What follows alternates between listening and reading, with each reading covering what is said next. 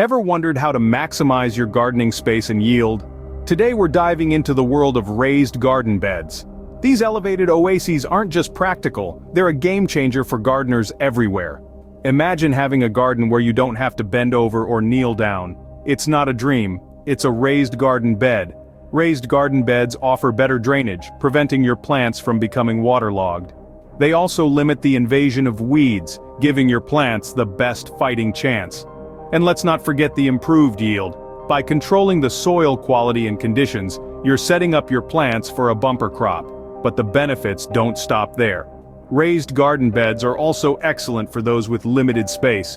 You can grow a variety of plants in a confined area, maximizing your green thumb potential. Ready to get started? Let's first gather our materials.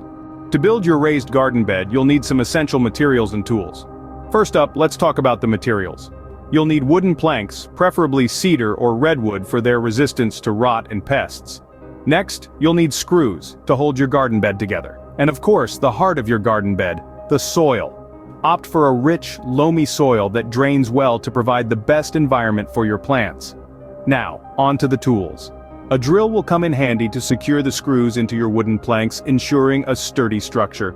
A saw is necessary to cut your planks to your desired length and width.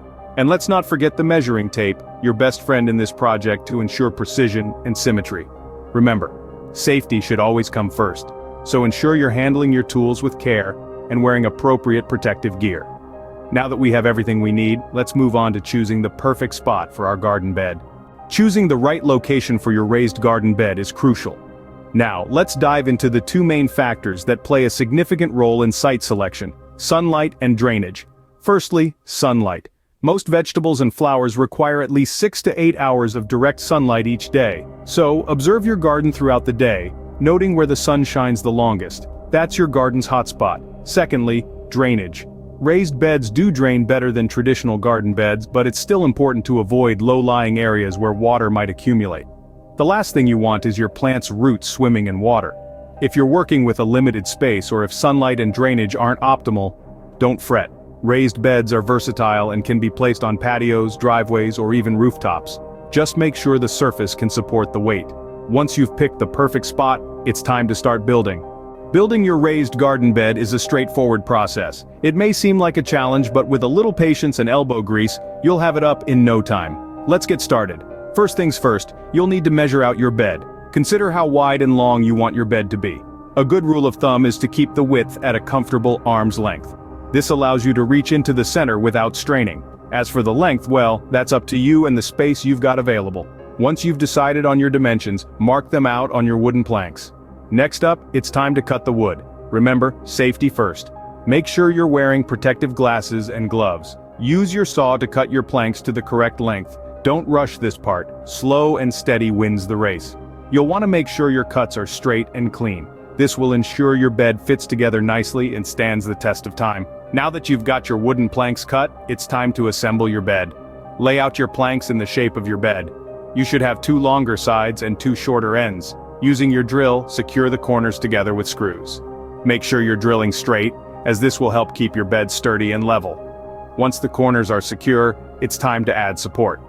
Cut 2 more pieces of wood to the width of your bed, and secure them in the middle of your longer sides. This will prevent the sides from bowing out once your bed is filled with soil. Finally, it's time to give your bed a base. If you're placing your bed on grass, you can lay down a layer of weed cloth to prevent weeds from growing up into your bed. If you're placing it on a harder surface, consider adding a wooden base, but make sure to drill in drainage holes. Great job! Now let's prepare our soil. The key to a thriving garden bed is great soil. When it comes to raised beds, the soil mix you choose is pivotal to the success of your plants. Let's delve into the best soil mix for your raised bed and how to fill it for optimum plant health. Soil is not just dirt, it's a complex blend of minerals, organic matter, and living organisms. For raised garden beds, we recommend a 3-part soil mix: 1 part topsoil, 1 part compost, and 1 part peat moss or coconut coir. Topsoil forms the base of your soil mix. It's the uppermost layer of soil, rich in organic matter and microorganisms. Compost, on the other hand, is decomposed organic material like food scraps and yard waste. It's black gold for your garden, enriching the soil with vital nutrients. Lastly, peat moss or coconut coir improves the soil structure, enhancing its ability to retain water and air, both crucial for plant roots. Now let's get down to business. Start by filling your raised bed halfway with topsoil. Then add an equal amount of compost. Finally, top it off with peat moss or coconut coir. Once you've added all three components, it's time to mix. Using a garden fork or a spade, thoroughly combine the soil until you have a uniform blend. Here's a pro tip. For a nutrient boost, consider mixing in a slow-release organic fertilizer or well-rotted manure. These amendments will provide your plants with essential nutrients throughout the growing season. Remember, soil preparation isn't a one-time job, it's an ongoing process. Each year, replenish your bed with more compost to replace nutrients consumed by your plants. This will ensure your raised bed continues to produce lush, healthy plants year after year. Now that our bed is filled with rich soil, it's time to plant. Your soil is the foundation of your garden. It's the medium that supports your plants, supplies them with nutrients, and gives them the best chance to thrive. So take the time to prepare it well. Your plants will thank you for it. Planting in your raised garden bed can be an exciting process. The choices are almost endless, but some plants particularly thrive in raised beds. Vegetables like tomatoes, peppers, and cucumbers enjoy the well-drained soil, while flowers like marigolds and zinnias add a pop of color to your garden. When it comes to planting, whether you're using seeds or seedlings, there are a few things to remember.